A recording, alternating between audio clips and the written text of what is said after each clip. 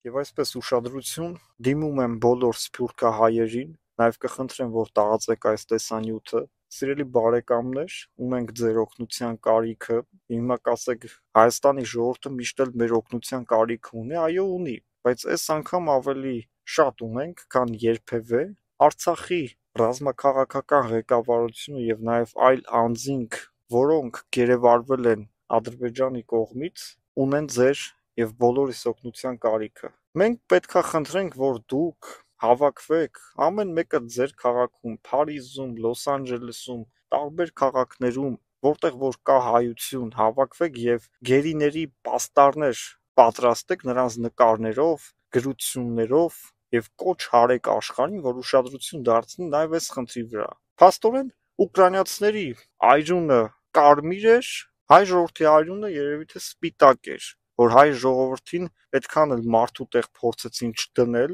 եւ հայ ժողովրդի ձայնը այդքան էլ շատ բարձր չհնչեց, ինչքան որ ուկրաինացիներին։ Մենք ունենք սփյուռք, որը կարող է լինել այդ ձայնը, հավաքվել, միտինգ անել, խնդրել, բարձրաձայնել, որ այս մարդիկ ոչ մի բան չեն արել, իրանք ուղղակի ապրել են իրանք սեփական տներում, նրանք տերորիստներ չեն, նրանք քաղաքական գործիչներ են, սովորական մարդիկ են, որին այսօր մարդասպան եւ բռնապետ Ալիևը փորձում է դատապարտել անօրինական կերպով։ Հերիք չի դատապարտում են, մի բան էլ է դատական process-ի ընթացքում այս մարդկանց նկատմամբ գործադրվում է ծանր բռնություն։ Իհարկե Ռուբեն Վարդանյանի նկարն է միայն տարածվում, բայց բոլորի վիճակն էլ ծանր է։ Նվաստացնում են Արցախի ղեկավարության, անկախ ամեն ինչից սիրում ենք, չենք սիրում, ընդունում ենք, չենք ընդունում, մեկին ասում ենք թալանչի ա եղել, մեկին ասում ենք վատն ա եղել եւ այլն, ամենայն դեպս հայ են, ամենայն դեպս այնտեղ իրանց դատելով դատում են հայերին, ոչ թե թալանչիներին, Ադրբեջանը նրանց վերաբերում է որպես հայ, որպես Հայաստանի կողմից եկած կամ Արցախում որպես նախագահ աշխատած,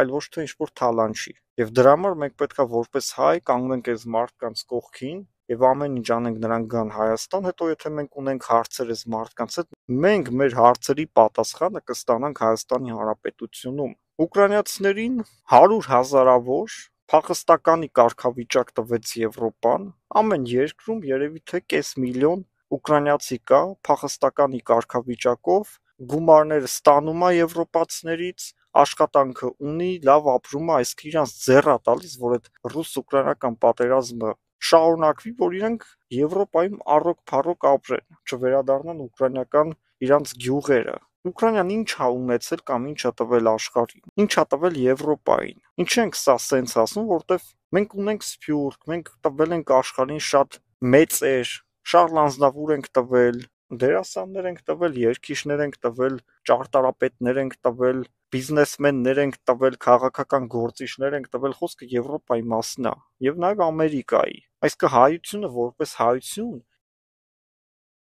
ինքը կայացած է եղել Եվրոպայում, քան ուկրաինացիները, բայց 120,000 մարդու իրանց սեփական տներից հանում են, եվրոպացիները դրան ուշադրություն չդարձրեցին, դրա համար ռուսը ինչ ուզում անում է մեր հետ, ռուսը ոնց ուզում վաճառում է մեր հողերը, ոնց ուզում պայմանավորվում է Ադրբեջանի հետ։ Սիրելի բարեկամներ, մի հատ ցույց տվեք, թե հայ ինչ կարող է անել Եվրոպայում, Ամերիկայում, որպեսզի միայն ուկրաինացիների հարցը չշոշափվի, Ադրբեջանը պարտավոր է ազատ արձակել հայ գերիներին եւ Ադրբեջանը պետքա պատժվի հայ ժողովրդի նկատմամբ այս հանցագործությունների համար։ Եվ եթե մենք չբարձրաձայնենք այս թեմաները, մեր փոխարեն ոչ մեկ չի խոսելու։ Եվ այսպես ուշադրություն Թրամփ, Զելենսկի, Պուտին եւ իհարկե վերջի վերջո Հայաստանի Հանրապետություն, այս ամեն ինչի մեջ մենք ինչ պետքա հասկանանք, ինչին պետքա պատրաստվենք։ Նախ սկսենք նրանից, թե ինչ է կատարվում եւ ինչպես են վարում արտաքին քաղաքականությունը, գերտերությունները եւ Թրամփի նման բիզնեսմեն մարդիկ։ Թրամփը մեկ օրում ստիպեց Ուկրաինային, որ Ուկրաինան ներողություն խնդրի, շնորհակալություն հայտնի եւ համաձայնություն կնքի։ Դեռևս իհարկե չի կնքվել, բայց Զելենսկին արդեն հայտնեց, որ ինքը պատրաստ է ցանկացած պահի, ցանկացած ժամանակ Միացյալ Նահանգների հետ կնքել համաձայնագիր հազվագյուտ մետաղների այդ հանքերի վերաբերյալ պայմանագիրը, թե պատերազմը դադարեցնելու վերաբերյալ համաձայնագիրը։ Տեսեք, մեկ օրում կտրեց ամբողջ ռազմավարական օգնությունը Ուկրաինային, նույնիսկ այն զենքերը, որոնք արդեն հասել էին Լեհաստան եւ պետքա մտնեին Ուկրաինա, որ գնային հասնեին ռազմաճակատ եւ դառնային Ուկրաինայի համար նոր ռազմական օգնություն եւ օգտագործվեին ռուսների դեմ, Լեհաստանում հասած այդ զենքերը, մնացած բոլոր զենքերը սառեցվեցին, տեղում կանգնեցին, ոչ մի բան չի մտնում Ուկրաինա, վերջ։ Անջատվում է արբանյակային համակարգերը, որոնցով Ուկրաինան ստանում էր տեղեկատվություն, թե որտեղ է գտնվում ռուսական զինուշը։ Շատ կարևոր մի հատ մեխանիզմ, որով պատերազմը ավելի հեշտ էր ստացվում վարել եւ ավելի մեծ էր քո հաջողությունները, եթե դու արդեն գիտեիր քո թշնամին որտեղ է։ Ժամեր անց սրանից Զելենսկին հայտարարում է, որ ինքը պատրաստ է Թրամփի հետ նստել եւ ստորագրել։ Այսինքն ամեն ինչ է սպայն պատրաստ է, որտեվ գիտի Ամերիկան ձեռքերը լված Ուկրաինայի վրայից, Ուկրաինան ամբողջությամբ կործանվում է եւ հաջորդը լինում է Եվրամիությունը, որը մենք չենք ուզում։ Մենք չենք ուզում, որ Ռուսաստանի Դաշնությունը նման սպառնալիք դառնա Եվրամիության համար։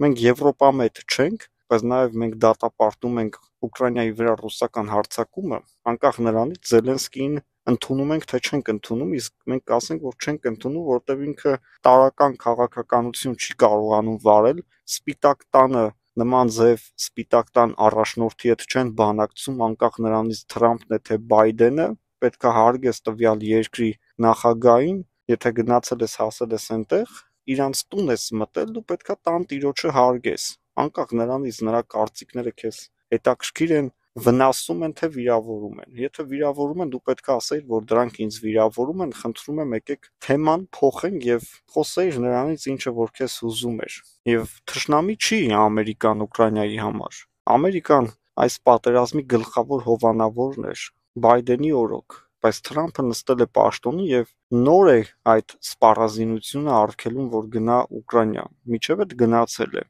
Ինչը նշանակում է, որ Թրամփը եւս մեծ աջակցություն է տվել Ուկրաինային, ինչը որ Զելենսկին փաստորեն չգնահատեց։ Գնաց Զելենսկին Լոնդոնում հանդիպեց նույնիսկ Լոնդոնի թագավորին, Մեծ Բրիտանիայի թագավորին, եւ հենց դրանից հետո միանգամից արդեն գլխի վայր շուռ է գալիս ամեն ինչ, որովհետեւ դե աշխարհում շարունակում է կարգը եւ ամեն ինչը թելադրել Մեծ Բրիտանիան, եւ իրանք ասել են, որ ինչ ուզում ես արա, Թրամփի հետ հարաբերությունները կարգավորում ես, որտեվ քո պատճառով այսօր Եվրոպան ընկել է մեծ խնդիրների մեջ։ Մենք էլի ցույց կտանք, որ քեզ աջակցում ենք, բայց միևնույնն է, դու պետքա Թրամփի հետ հարաբերությունները կարգավորես եւ թույլ չտաս, որ Թրամփը Ուկրաինայի պատճառով փորձի խստացնել հարաբերությունները